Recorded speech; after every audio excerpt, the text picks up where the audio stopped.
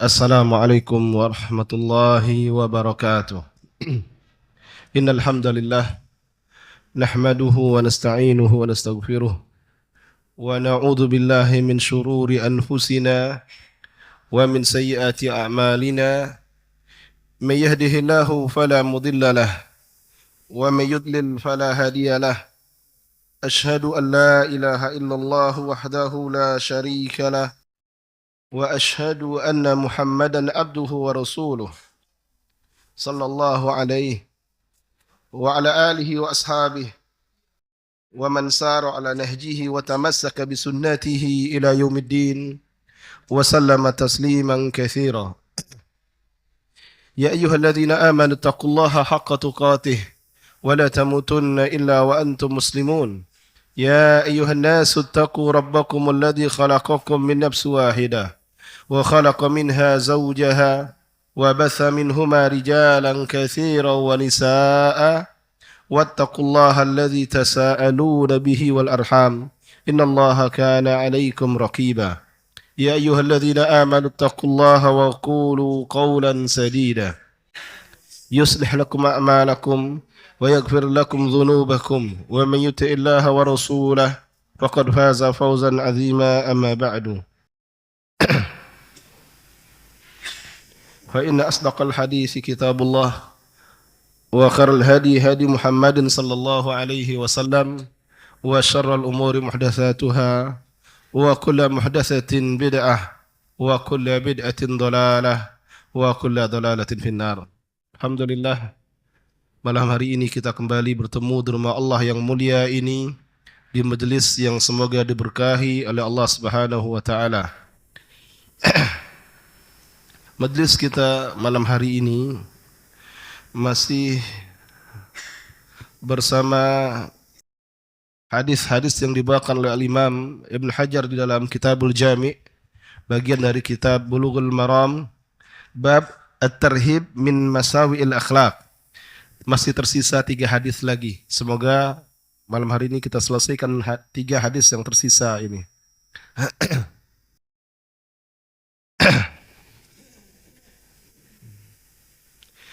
Hadis ke-1323. Ini penomoran di dalam kitab Tawdihul Ahkam.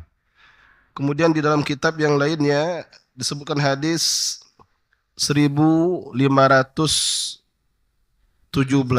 Ini kitab Bulughul Maram tahqiq dan takhrij Yasin Fahal.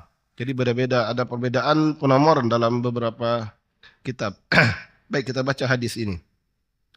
Qala al-muallif rahimahullah ta'ala wa an Bahaz ibn Hakim an abihi an jaddihi radhiyallahu anhum qala Rasulullah sallallahu alaihi wasallam. Dari Bahaz bin Hakim, dari ayahnya, dari kakeknya, semoga Allah meridai mereka, mereka berkata, atau dia berkata, telah bersabda Rasulullah sallallahu alaihi wasallam, wailul lilladzi yuhadditsu fayakdzib liyudhika bihil qaum wailul lahu thumma wailul lahu akhrajahu thalatha wa isnaduhu qawiyyun. Rasulullah bersabda, wailul lilladzi yuhaddits, celakalah orang-orang yang berbicara kemudian dia berdusta. Orang-orang yang bercerita lalu dia berdusta dalam ceritanya agar orang lain tertawa, agar orang yang mendengarnya tertawa. Wailul lahu thumma wailul lahu. Celakalah dia, kemudian celakalah dia. Hadis ini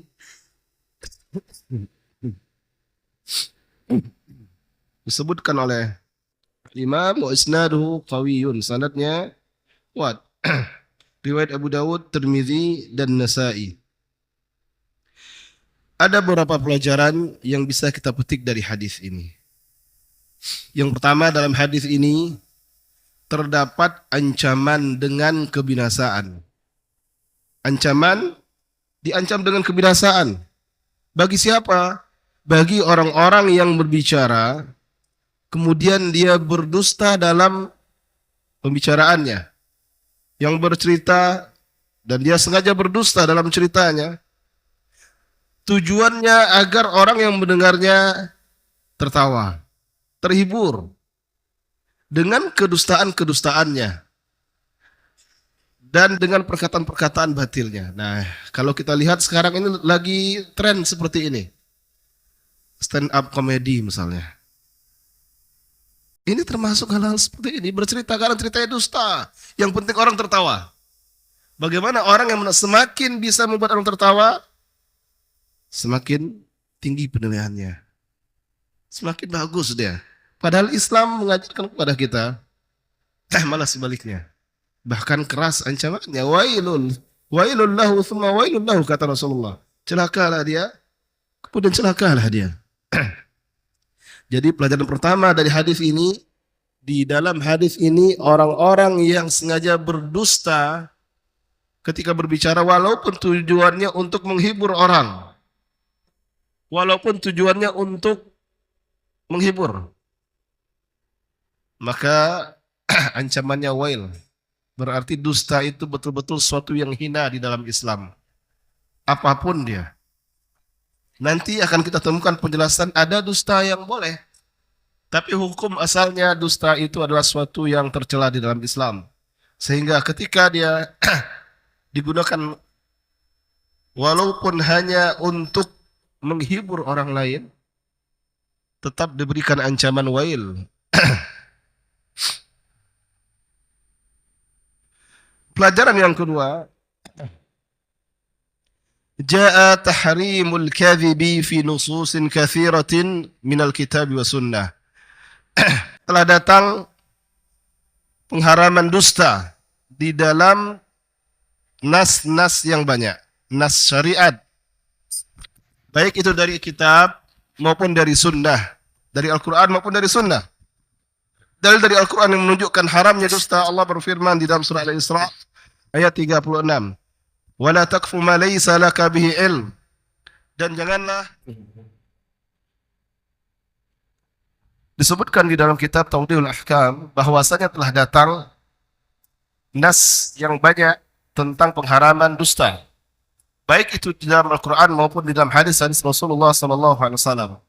Di antara dalil dari Al-Quran adalah firman Allah Subhanahu wa taala di dalam surat Al-Isra ayat 36. Allah berfirman, "Wala taqfu ma laysa laka bihi ilm." Jangan engkau ikuti apa-apa yang engkau tidak memiliki ilmunya. Ini konteks zahir bahasa. Tapi termasuk di dalam larangan ini adalah berdusta. Berbicara dan berdusta. Kemudian juga Allah berfirman di dalam surat Qaf ayat 18. Ma yanfidhu min qawlin illa ladaihi raqibun atid. Ayat ini hanya menjelaskan bahwasanya setiap kalimat yang terlontar yang diucapkan oleh seorang, maka ada malaikat yang mencatatnya. Maka barang siapa yang berdusta, kedustaannya itu tidak akan luput dari catatan para malaikat. Dia akan dapati semua apa yang diucapkan. Yang baik yang diucapkan tercatat semuanya. Kebohongan, kedustaan yang dia ucapkan tercatat semuanya. Allah mengatakan, "Ma yalfidhu min qawlin illa ladaihi raqibun atid." Tidak ada kalimat yang diucapkannya melainkan ada malaikat yang selalu raqib. Raqib itu memantau, mengawasi. Atid mencatatnya, mengawasi dan mencatatnya.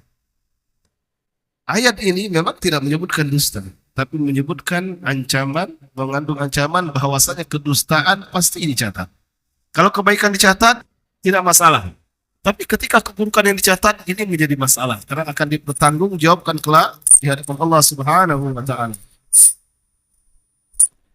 Kemudian di antara dalil dari sunnah, dari hadis Rasulullah SAW, seperti hadis yang telah datang di dalam Sahih Bukhari dan di dalam Sahih Muslim dari Abdullah bin Amr bin As, bahwasanya Nabi sallallahu alaihi wasallam telah bersabda, "Arba'un man kunna fihi kana munafiqan khalisan." Kata Rasulullah, Ada 4 perkara, barang siapa yang keempat perkara ini ada pada dirinya, maka dia termasuk seorang munafik yang khalis. Khalis itu betul-betul munafik. Lalu Rasulullah sebutkan satu persatu. Di antaranya, idza haddatsa kadzaba. Jika dia berbicara, dia berdusta. Yang ketiga lagi apa? Ada beberapa lafaz hadisnya. Yang pertama, jika dia berjanji, dan ini yang pertama, kemudian yang berikutnya, jika dia berjanji, dia ingkar. Jika dia berselisih, dia melampaui batas. Idza ahada ghadar, atau dia khianat. Wa idza wa'ada akhlafa, atau idza tumina khana, jika dia diberi amanah dia khianat. Jadi barang siapa yang ada pada dirinya 4 perkara ini, kata Rasulullah, kana munafiqan khalisan, maka dia termasuk orang munafik yang khalis, betul-betul munafik. Kenapa demikian? Karena sudah menjadi ciri khas orang munafik bahwasanya kedustaan itu menjadi sifat hariannya. Dia berbicara dusta saja. Kenapa? Karena yang terlihat dari anggota tubuh ini adalah gambaran cerminan hati. Ketika hati rusak dengan kemunafikan, maka akan keluar hal-hal yang tidak baik. Berdusta, ingkar janji, kemudian khianat. Nah, kalau berselisih dia melampaui batas. Lawannya, misalnya, lawan selisihnya melakukan satu, dia membalas dengan 2, 3, dan 4 dan sebagainya. Dan itu kebiasaan orang-orang munafik. Walaupun yang melakukan seperti itu, belum tentu dia munafiknya munafik i'tiqadi. Tapi orang yang munafik i'tiqadi, rata-rata pada diri mereka ada sifat-sifat tersebut. Maka itu Rasulullah mengatakan, kana munafiqun khalisan. Dan salah satu cirinya, jika dia berbicara, dia berdusta. Kemudian di dalam hadis yang lain, hadis riwayat Bukhari dan Muslim, dari hadis Ibnu Mas'ud radhiyallahu anhu, beliau berkata, telah bersabda Rasulullah sallallahu alaihi wasallam, innal kadhiba yahdi ilal fujur. Sesungguhnya kedustaan, ini hadisnya ada lafaz sebelumnya tentang as-sidq. Ini bagian dari hadisnya. Sesungguhnya dusta itu menunjukkan kepada dosa. Maksudnya akan membawa pelakunya kepada berbagai perbuatan dosa. Paling tidak dia berdusta lagi. Biasanya orang yang berdusta, kadang dia menutupi kedustaan pertama dengan kedustaan lagi. Berdusta, lalu dia menutupinya dengan berdusta. Lama-lama, dia akan berbuat dosa yang lainnya. Oleh karena itu, orang yang biasa berdusta cenderung berbuat dosa-dosa yang lainnya. Rasulullah mengatakan, innal kadhiba yahdi ilal fujur. Sesungguhnya dusta akan membawa pelakunya kepada berbagai perbuatan dosa. Wa innal fujura yahdi ilan nar. Dan sesungguhnya berbagai perbuatan dosa tersebut akan membawa pelakunya ke neraka, menyebabkan pelakunya dicampakkan ke dalam neraka. Contoh, orang yang berdusta, lalu dia menutupi kedustaan dengan kedustaan. Akhirnya dia akan berbuat dosa yang lainnya untuk menutupi berbagai kedustaannya, sehingga menumpuklah dosanya. Kemudian menjadikan itu sebab dia dimasukkan ke dalam neraka. Dan itu banyak terjadi. Banyak terjadi orang-orang yang berdusta selalu menutupi kedustaan dengan kedustaan, dan kadang-kadang kebablasan dustanya akhirnya jatuh kepada perbuatan dosa yang lainnya. Lalu kata Rasulullah, innar rajula la yakdzib. Dan sesungguhnya seseorang yang biasa berdusta, wa yataharral kadhiba, dan selalu berbuat dusta. Setiap ada kesempatan, setiap ada peluang, dia berdusta. Hatta yuktaba indallahi kadzaban, sehingga dia pun akan ditulis di sisi Allah sebagai pendusta. Kalau sudah ditulis di sisi Allah sebagai pendusta, Allah jadikan manusia di dunia juga di bumi juga akan mencap orang ini sebagai pendusta. Orang yang biasa berdusta, maka orang-orang lain akan mengenalnya sebagai pendusta. Kalau tersebar cerita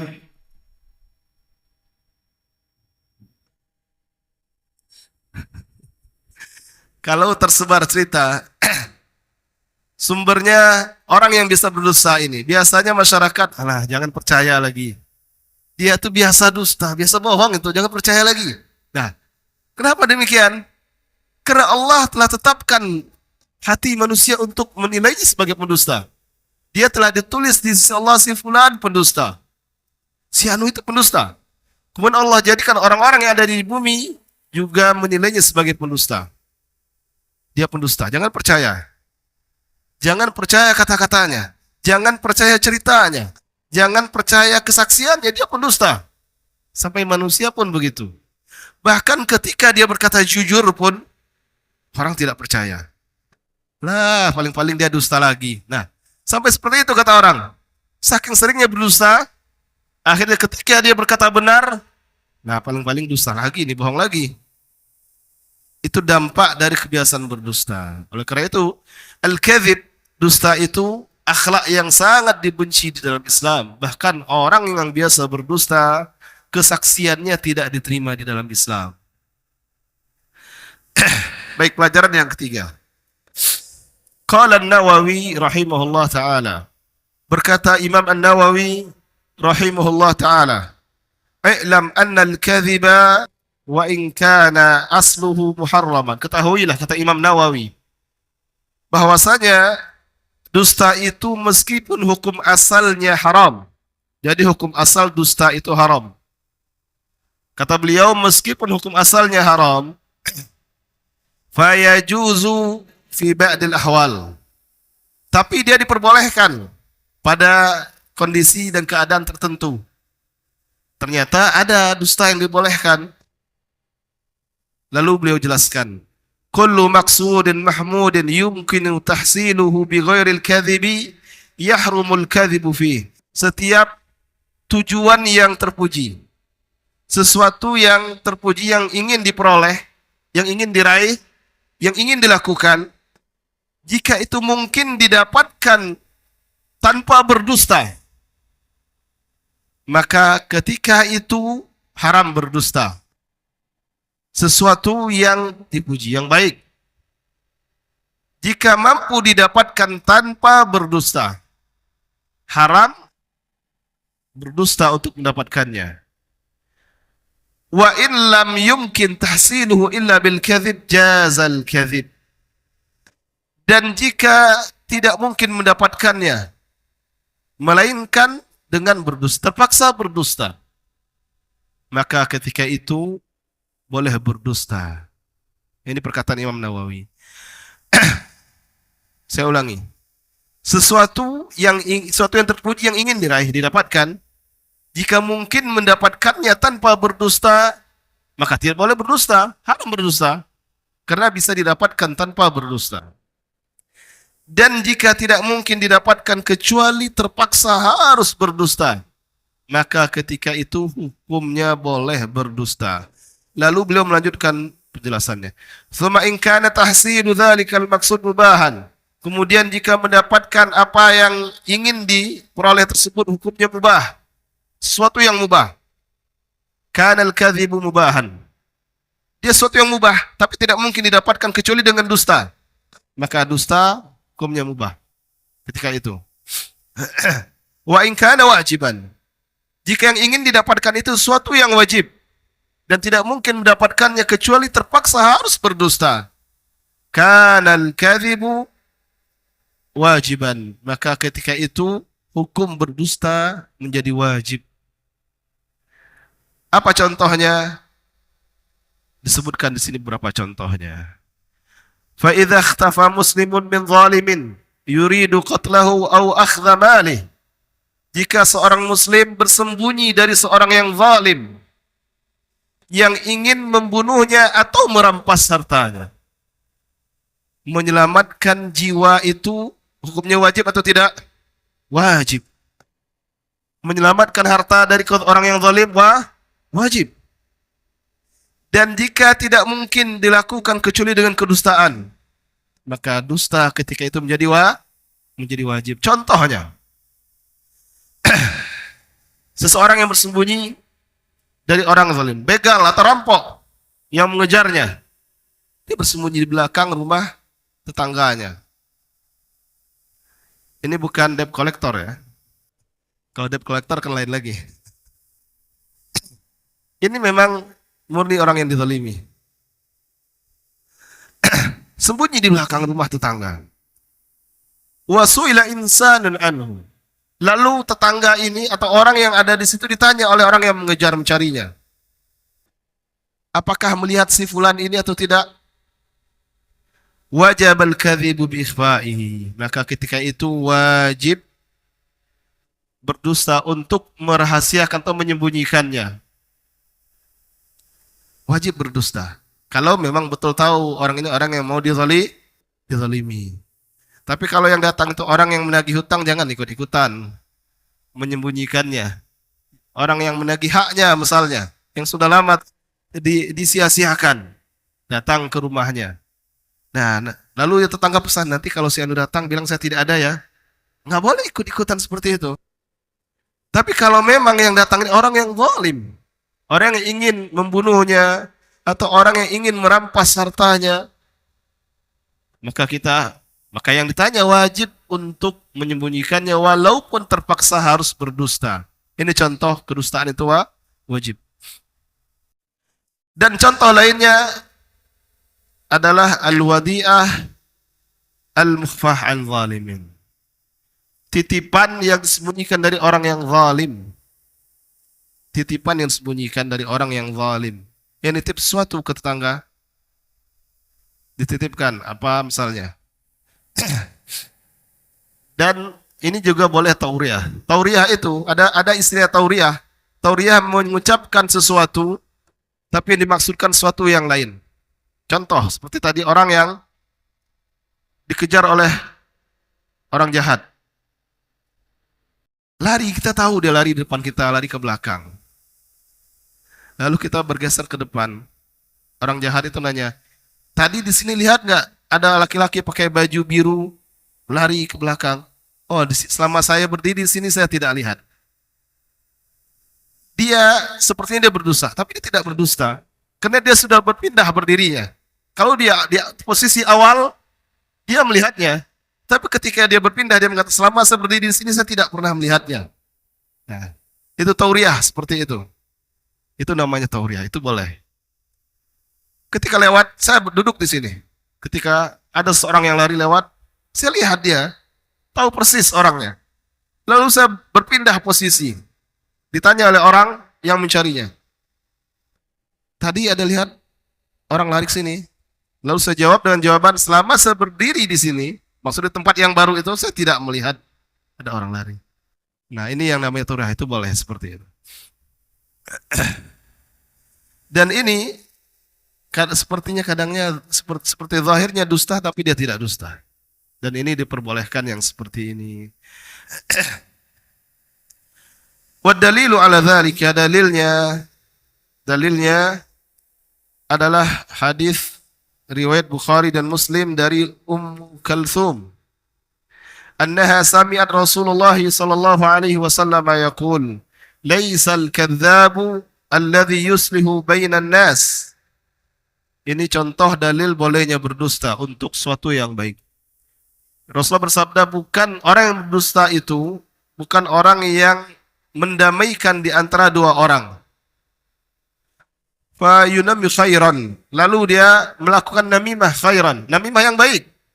Datang dia ke sini, oh si Anu itu begini. Dua orang yang berselisih, A dan B. Duduk di sini dia cerita, si fulan itu kemarin saya duduk sama dia, dia muji-muji antum. Masya Allah. Padahal mungkin tidak. Nah, kemudian duduk lagi, seperti itu juga. Sehingga yang tadinya di antara dua orang ini ada permusuhan mulai memudar permusuhannya. Loh. Tumben dia puji-puji saya misalnya. Dia cerita yang baik-baik tentang saya. Besok ketemu lagi, si Anu titip salam. Besok ketemu lagi, yang satu lagi juga disampaikan demikian. Nah, yang seperti ini diperbolehkan dalam rangka mendamaikan orang yang berselisih. Au yaqulu khairan, atau mengatakan yang baik-baik. Ini hadis riwayat Bukhari dan Muslim. Kemudian dalam riwayat Muslim dari Kalthum Beliau juga berkata, Lam asma'hu lam asma'hu yurakhis fil kadhib illa fi thalas. Kata Kulthum, saya tidak mendengar Rasulullah memberikan rukhsah. Rukhsah itu keringanan terhadap al-kadhib, terhadap dusta, kecuali dalam 3 perkara. Fil harb, dalam perang, sebagai siasat perang itu boleh. Wal islah bainan nas, dan mendamaikan antara 2 orang, ini juga diperbolehkan. Wa hadithur rajuli imra'atahu, wa hadithul mar'ati zawjaha, yaitu pembicaraan seorang laki-laki kepada istrinya atau seorang istri kepada suaminya. Ini diperbolehkan. Kalau dalam perang jelas diperbolehkan. Rasulullah pernah melakukan beberapa kali. Beliau pergi ke suatu arah berbeda dengan arah yang akan dituju sebenarnya. Tujuannya apa? Agar mengelabui orang-orang munafik dan mata-mata musuh. Atau ketika berbicara, kan mengumpulkan para sahabat, orang-orang kaum muslimin di Madinah. Besok kita bergerak, disebutkan jam sekian menuju arah. Tapi ternyata jamnya beda, misalnya arahnya juga berubah. Nah, walaupun memutar kembali ke arah semula. Nah, ini boleh yang seperti ini. Kemudian mendamaikan antara 2 orang, contoh yang tadi. Pembicaraan laki-laki atau seorang suami kepada istrinya atau seorang istri kepada suaminya. Ini diperbolehkan. Tapi bukan dusta seperti dilakukan oleh sebagian orang yang memiliki istri lebih dari 1, 2, 3, kadang dia banyak berdosa. Ini tidak seperti ini. Yang dimaksudkan dalam hadis ini, contoh, misalnya seorang istri memasakkan makanan, lalu disuguhkan ke suami, istri kadang menanya, atau tanpa ditanya suami mengatakan, Masya Allah, enak sekali masakannya. Padahal mungkin kurang garam, atau kelebihan garam. Atau misalnya memakai pakaian, wah Masya Allah, abang pakai pakaian ini nampak lebih muda, seperti umur 20 tahun, misalnya. Padahal upan sudah memutih, kan tidak mungkin juga umur. Tapi kadang kata-kata seperti itu menumbuhkan kebahagiaan di antara 2 orang ini. Nah, itu diperbolehkan. Walaupun ada unsur-unsur kedustaan, tapi ini 3 perkara yang diperbolehkan. Selain ini tidak diperbolehkan. Contoh, misal sebagian orang yang beristri lebih dari 1, kadang dia berdusta di antara istri-istrinya, tapi untuk memudahkannya. Nah, ini perkara yang tidak diperbolehkan. Ada orang-orang seperti itu, saya tahu persis. Kadang-kadang dia berdusta. Berdusta kepada istri yang pertama demi istri yang kedua, atau sebaliknya dan sebagainya. Dan ini yang tidak dibenarkan yang seperti ini. Qala Iyad, berkata Qadi Iyad, la khilaf fi jawazil kadhib. Kata beliau, tidak ada perbedaan di antara bolehnya dusta dalam ketiga perkara ini. Jadi di antara para ulama tidak ada perbedaan pendapat bolehnya berdusta di antara 3 perkara. Dalam peperangan, kemudian mendamaikan 2 orang, kemudian pembicaraan suami istri, saling melontarkan kata-kata yang ada unsur dusta, tapi untuk menyenangkan pasangannya. Nah, ini diperbolehkan seperti ini. Baik, ini pelajaran dari hadis ini. Hadis yang berikutnya. Wa an Anas radhiyallahu anhu anin Nabi sallallahu alaihi wasallam qala. Dari Anas radhiyallahu anhu dari Nabi sallallahu alaihi wasallam, beliau bersabda, kafaratu man igtabtahu an tastaghfira lahu. Kafarah, penggugur dosa orang yang engkau, atau kafarah untuk orang yang telah engkau ghibah, adalah engkau memohonkan ampunan untuknya. Ketika seseorang menggibah saudaranya, tentu ini perbuatan dosa, bahkan ghibah ini dosanya luar biasa. Maka dalam hadis ini disebutkan cara menggugurkan dosanya adalah memohonkan ampunan untuk orang yang dighibah. Tapi hadis ini sanadnya dhaif. Hadis ini hadis yang dhaif, hadis yang lemah. Sebagian ulama menjelaskan barang siapa yang menggibah seseorang,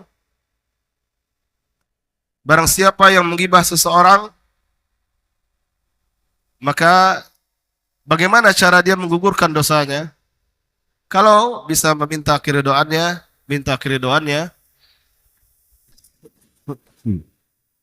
Jika tidak mungkin, karena tidak bertemu kembali atau bagaimana, maka kalau hadis ini kan tidak bisa dijadikan hujjah. Ini hadisnya dhaif, terputus sanad. Di sanadnya ada yang dikenal sebagai pendusta. Sebagian ulama mengatakan seperti disebutkan oleh Syekh Sa'ad bin Salih Al-Thasri dalam syarah Bulughul Maram. Beliau mengatakan waqtara Ibnu Salah wa Ibnu Taimiyah wa jama'atun, dan Ibnu Salah, kemudian Ibnu Taimiyah dan sekelompok ahli memilih pendapat bahwasanya cukup dengan memuji orang yang digibah tadi, memujinya di tempat-tempat digibah sebelumnya. Kalau ada yang digibah di suatu majelis, lalu yang menggibah ini taubat, menyesal atas dosanya, atas perbuatannya, lalu bagaimana dia taubatnya, kafarahnya bagaimana? Maka dia puji kembali di tempat tersebut. Oh, ternyata si fulan itu tidak seperti yang saya ceritakan kemarin. Ternyata dia itu malah sebaliknya. Kalau diceritakan yang buruk-buruk, ceritakan kembali yang baik-baik. Nah, ini dia. Ini pendapat Ibnu Salah dan Taimiyah dan sebagian para ulama. Karena di dalam hadis riwayat Muslim, Rasulullah bersabda, ayyuma muslim syatamtahu aw la'antahu aw sababtahu faj'al dzalika lahu salatan wa zakatan wa qurbatan tuqarribuhu biha ilaika yaumil qiyamah. Maka siapapun di antara muslim yang engkau mencelanya, melaknatnya, maka jadikanlah itu lahu salatan wa zakatan wa qurbatan tuqarribuhu biha ilaika yaumal qiyamah. Nah, itu anggap saja itu sebagai salat, sebagai zakat, sebagai berbagai kurbah, taqarrub yang akan mendekatkannya kepada Allah pada hari kiamat kelak.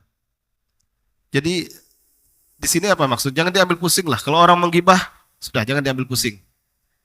Itu akan menjadi tambahan pahala. Karena salatnya, zakatnya, puasanya, pahala-pahalanya akan kembali kepada orang yang digibah. Jadi itu maksudnya. Baik, kita pindah ke hadis berikutnya. Karena hadis ini hadis yang dhaif, kita tidak baca.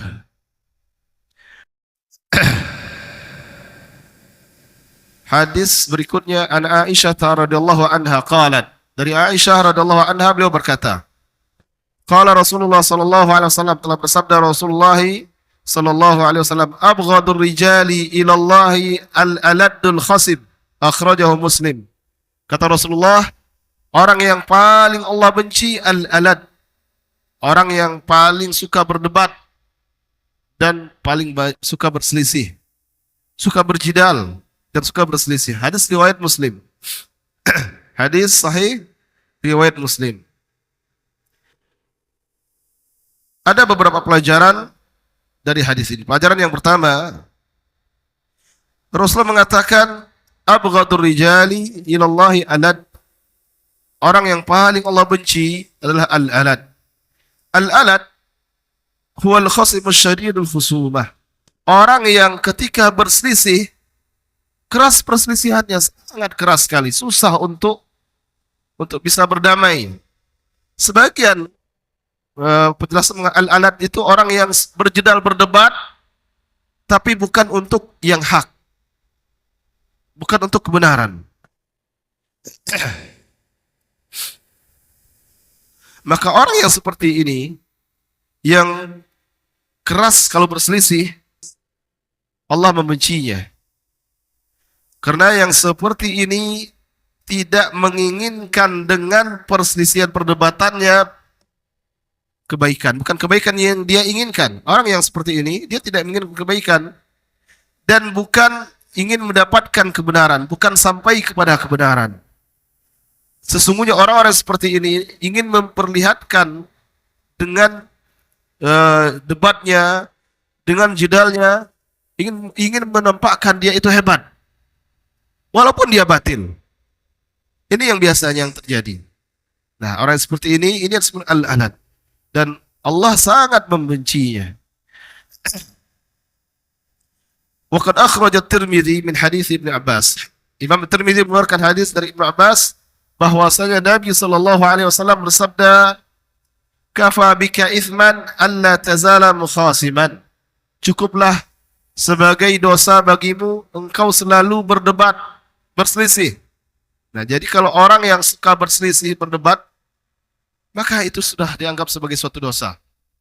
Apalagi jika itu bukan untuk mencapai kebenaran, bukan untuk memenangkan yang hak. Berdebat saja. Hal-hal sepele diperdebatkan. Sampai tegang-tegang urat leher, merah-merah wajahnya. Memperdebatkan perkara-perkara yang kadang tidak begitu penting. Maka yang seperti ini, cukuplah itu dianggap sebagai dosa, kata Rasulullah SAW. Kemudian di dalam kitab Tuhudul Ahkam disebutkan qala al-Ghazali, inna dzamma innama huwa liman khasama bi batil wa bi ghairi ilmin. Sesungguhnya celaan terhadap orang yang berdebat, berjidal tadi, itu bagi orang yang berdebat dengan kebatilan, bukan dan tanpa ilmu. Berdebat dengan cara yang batil dan tanpa ilmu, berjidal. Seperti orang yang berselisih dan dia tidak mengetahui atau tidak membekali yang hak, tidak mengetahui yang hak, tidak mengetahui yang hak pada sisi yang mana, dan tidak pula sesuai dengan apa yang dibutuhkan. Berdebatnya tidak sesuai dengan kebutuhannya. Kebablasan kemana-mana berdebatnya. Ini maksudnya. Kan kadang orang berdebat, masalahnya A, lama-lama kebablasan, meluas kemana-mana yang dipermasalahkan. Nah, ini juga termasuk hal yang tidak diperbolehkan seperti ini.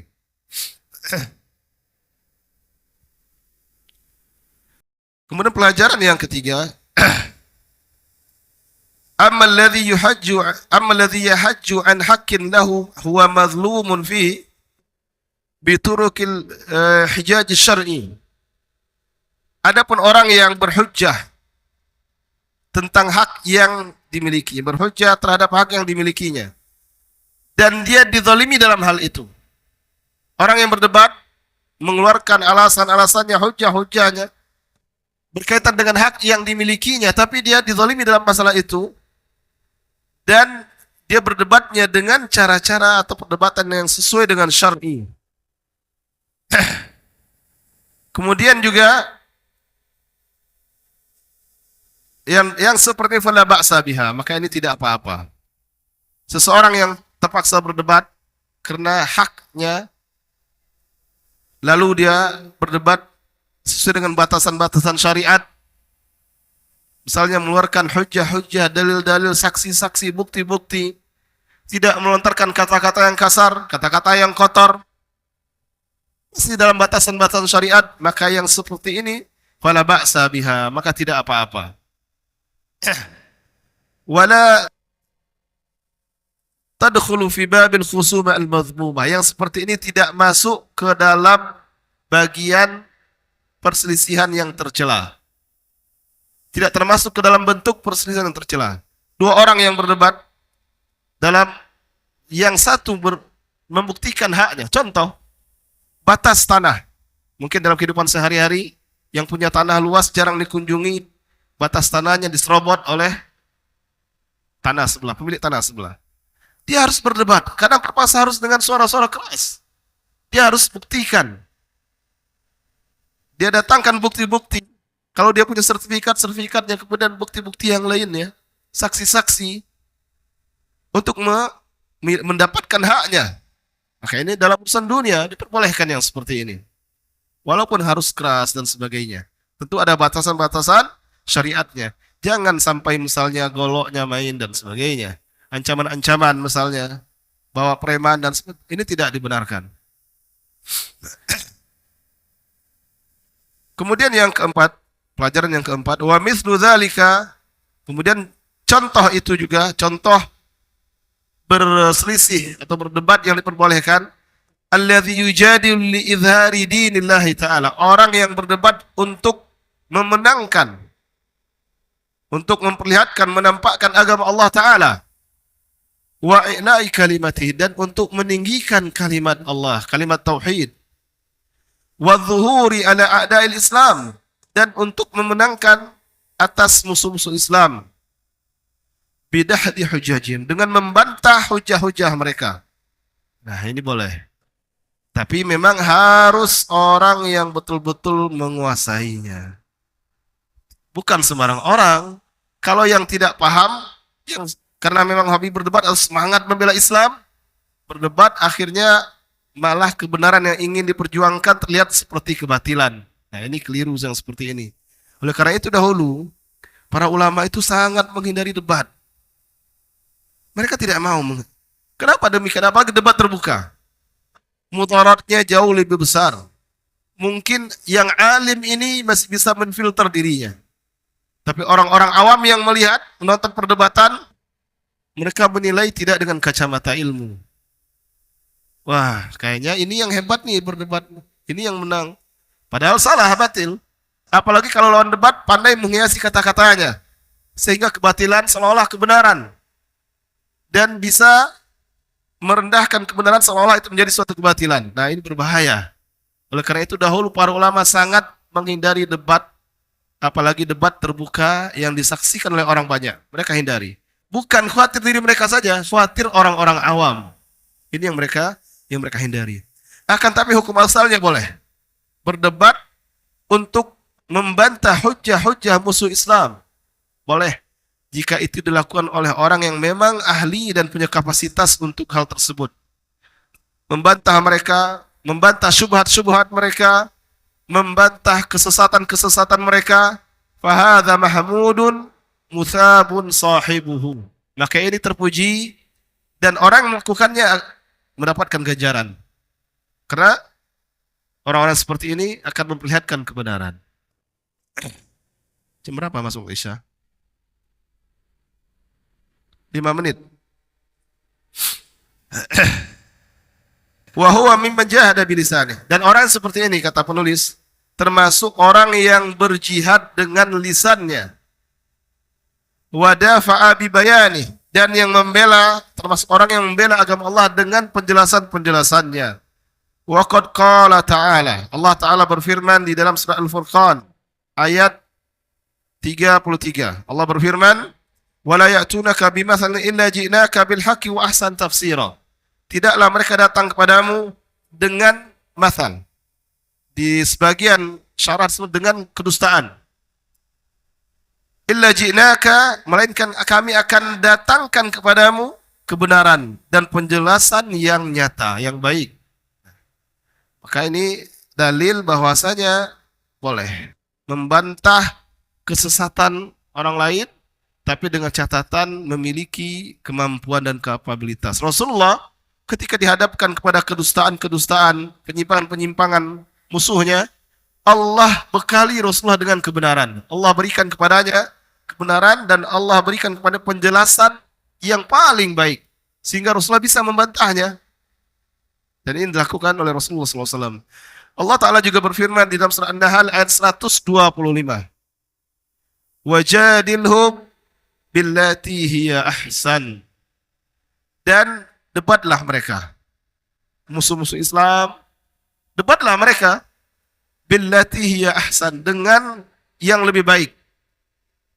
Apa saja maksud yang lebih baik? Yang pertama, dengan pembahasan atau dengan apa yang disampaikan yang lebih baik. Lebih baik apa yang disampaikannya, isinya, dan lebih baik caranya. Jadi tidak hanya caranya saja, tapi apa yang disampaikan dalam mendebat lawan juga harus lebih baik. Materinya, isinya, kontensnya itu harus lebih baik. Dan cara menyampaikannya harus lebih baik.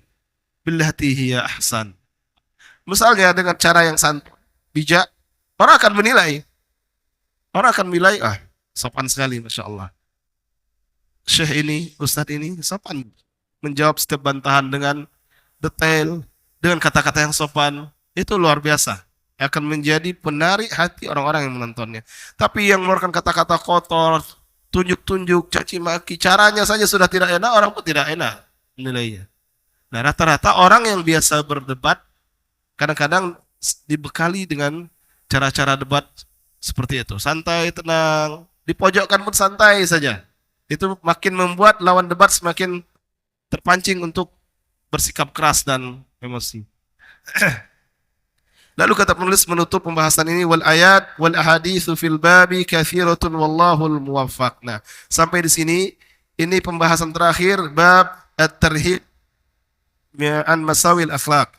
Setelah ini akan beralih ke bab baru, bab at-targhib fi makarimil akhlaq. Bab targhib. Targhib itu motivasi, menumbuhkan keinginan, menumbuhkan kecintaan terhadap akhlak-akhlak yang mulia. Insyaallah pembahasan ini akan kita bahas atau kita mulai pada pertemuan berikutnya. Hadis-hadis yang akan kita baca pada pertemuan berikutnya. Untuk malam hari ini sudah masuk Isya. Untuk malam hari ini cukup sampai di sini. Kita dengarkan adzan dikumandangkan, setelah adzan insyaallah tanya jawab. Ya. Baik, silahkan. Baik, kita lanjutkan dengan sesi tanya jawab. Silakan ikhwah atau akhwat. Jika ada pertanyaan ditulis di kertas dan diedarkan ke depan. Baik, silakan Ustaz.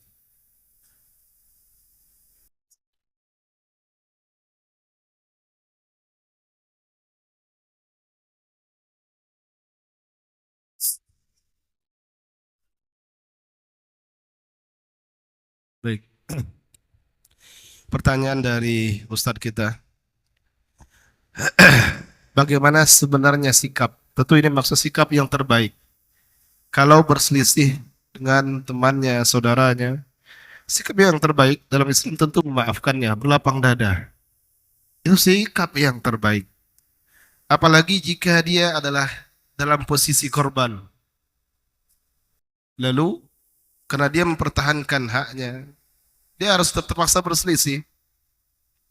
Maka orang yang memaafkan kezaliman orang lain, jelas banyak dalil-dalilnya. Kita sudah baca beberapa hadisnya, juga sering sampaikan beberapa dalilnya yang memaafkan kezaliman orang lain. Salah satunya dalam hadis riwayat Ahmad, walaupun sebagian ulama memperselisihkan hadis ini, bahwasanya orang yang memaafkan orang lain, kezaliman orang lain terhadap dirinya, maka dia akan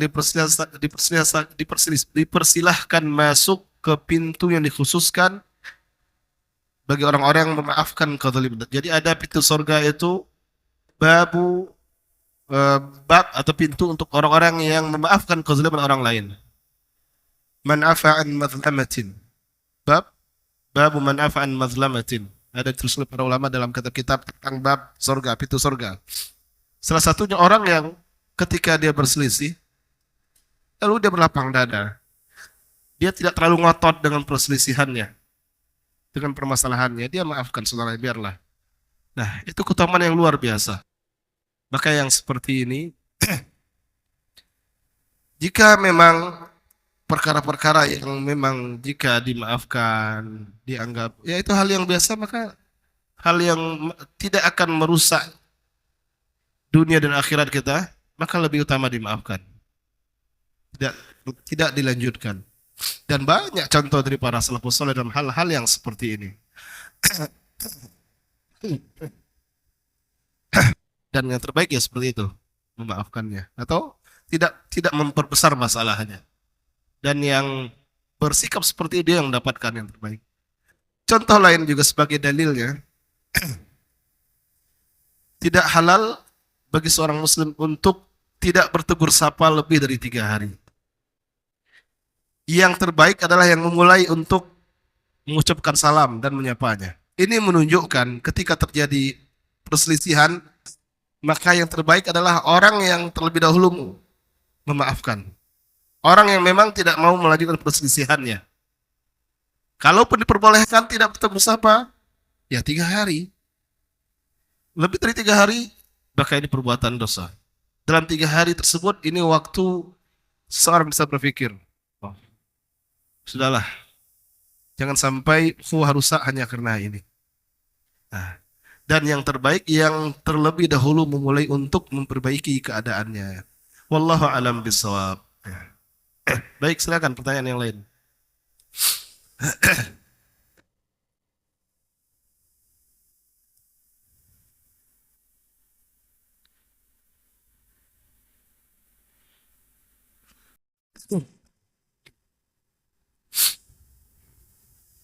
Itu pertanyaannya.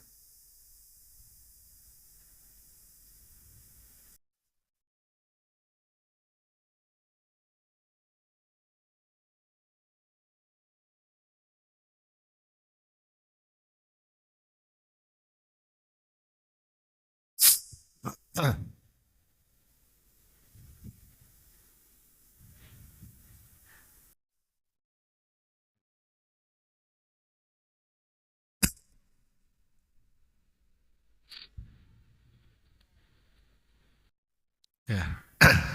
Satu dulu. Ya. Satu dulu pertanyaannya, nanti lupa. Baik. Ini pertanyaan luar biasa ini. Yang ibu-ibu di belakang dengar baik-baik. Karena pertanyaan ini berkaitan dengan rumah tangga juga. Bolehkah seorang suami berdusta kepada istrinya tentang penghasilannya? Mungkin jumlah penghasilannya. Bolehkah atau tidak? Yang pertama harus diketahui kewajiban suami memberi nafkah kepada istrinya, kepada anak-anaknya. Itu kewajiban yang tidak ada tawar-menawarnya. Bahkan kalau tidak dilaksanakan berdosa seorang suami. Kemudian hak istri mendapatkan tempat tinggal dari suami. Mendapatkan nafkah, makan, pakaian. Tiga kewajiban utama. Adapun yang lain-lainnya itu bentuk ihsannya laki-laki kepada para wanita. Mengenai jumlah, seorang istri tidak berhak menanyakannya. Tapi boleh. Boleh. Dan suami tidak wajib memberitahukannya. Tapi boleh. Nah, kalau ada kekhawatiran, kalau saya beritahu semua Ustaz diminta semua. Karena memang kalau ada kekhawatiran dari sebagian suami, kalau saya beritahu semua Ustaz diminta semuanya Ustaz. Masa saya mau pergi mancing pun bensin dari minta dulu ke istri misalnya. Masa mau pergi touring bensinnya minta dulu ke istri uang bensinnya. Di sini butuh sama saling belajar agama. Apa menjadi hak istri dan apa yang menjadi hak suami, apa menjadi kewajiban istri, apa menjadi kewajiban suami. Selagi suami tidak melalaikan nafkah wajibnya, maka itu sudah cukup. Dia berikan tempat tinggal yang layak, dia selalu berikan nafkah, makan, dan yang lainnya, semua selama itu tersedia. Maka tidak berhak atau tidak pantas istri memaksa harus mengetahui berapa gaji suami. Apa yang dikhawatirkan tentang gaji suami ini? Nah, tapi suami juga tidak ada salah kalau hanya sekedar memberitahu. Alhamdulillah, Dek, bulan ini pemasukan kita sekian. Yang tadi itu yang muskilah. Ya, tapi tidak wajib. Ya, kalau tanya hukumnya apa tidak wajib. Tapi berdustanya sebaiknya jangan berdusta dalam masalah ini. Karena kalau ditanya sampaikan saja. Ya. Sebaiknya jangan berdusta. Karena ini bukan termasuk perkara yang membutuhkan dusta dan sebagainya. Tapi kadang memang cerita seperti banyak terjadi di antara ya kehidupan suami istri. Tapi beruntung orang-orang yang memang kalau istrinya tidak pernah nanya. Yang penting tercukupi. Jujur, saya dari pertama menikah sampai sekarang tidak pernah ditanya berapa gaji saya. Tidak pernah ditanya berapa pendapatan saya. Dan saya pun tidak pernah menyerahkan duit. Alhamdulillah saya diberikan pasangan seperti itu. Yang penting beras ada untuk makan. Listrik terisi. Butuh paket data ada.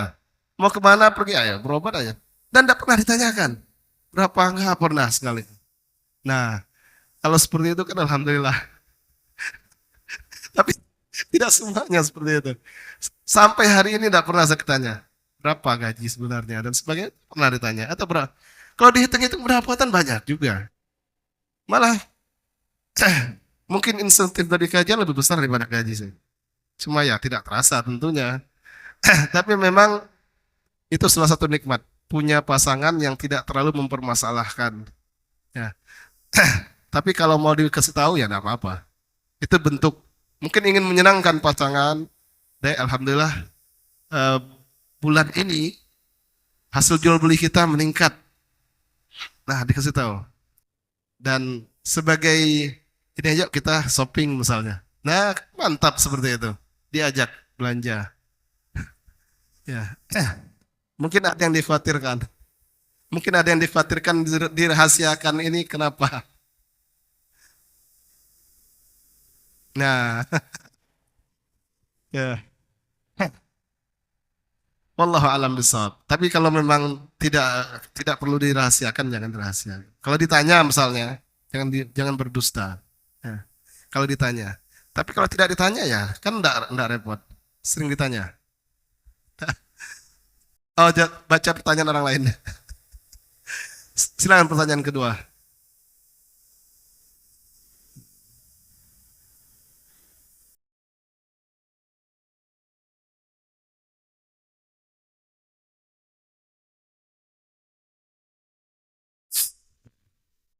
Baik. Pertanyaannya bagaimana taubatnya jika pernah menggibah seorang pemimpin? Tak lebih tak, tak kurang sama seperti tobatnya dengan menggibah yang lain. Yang bedanya mungkin dosanya. Tentu penguasa punya kedudukan tersendiri. Pemimpin punya kedudukan tersendiri. Ketika menggibah penguasa, menyebarkan keburukan-keburukan, walaupun itu benar, tentu itu akan menimbulkan kebencian orang lain terhadap penguasa. Maka ini perkara yang berbahaya. Oleh karena itu dosanya lebih besar daripada menggibah orang-orang biasa, kawan-kawan biasa. Caranya jelas, kalau bisa minta maaf, minta maaf. Nah, kalau bisa, berarti tidak bisa. Berarti cara pertama tidak bisa. Cara kedua, puji. Ya seperti penjelasan para ulama, seperti tadi pilihan pendapat Ibnu Taimiyah, Ibnu Salah dan sebagainya. Bahkan juga Syekh Ibnu Taimiyah rahimahullah juga begitu. Puji orang yang digibah, puji kebaikan, sebutkan kebaikan-kebaikannya, puji dia dan sebagainya. Nah, itu salah satunya, ya. Dan yang jelas beristighfar kepada Allah Subhanahu wa taala. Wallahu a'lam bishawab, ya. Pertanyaan ketiga habis. Baik, silakan.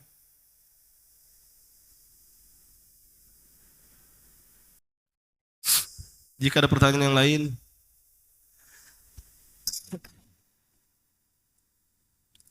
baik, sepertinya sudah tidak ada. Cukup sampai di sini kajian kita. Semoga pekan depan kita masih berkesehatan dan kesempatan untuk bertemu kembali melanjutkan bab yang baru, bab targhib fi makarimil akhlak. Insyaallah pekan depan bab menumbuhkan cinta atau motivasi untuk berakhlak yang mulia. Wabillahi taufiq wal hidayah wa sallallahu wasallam ala nabiyina Muhammad. Wassalamualaikum warahmatullahi wabarakatuh.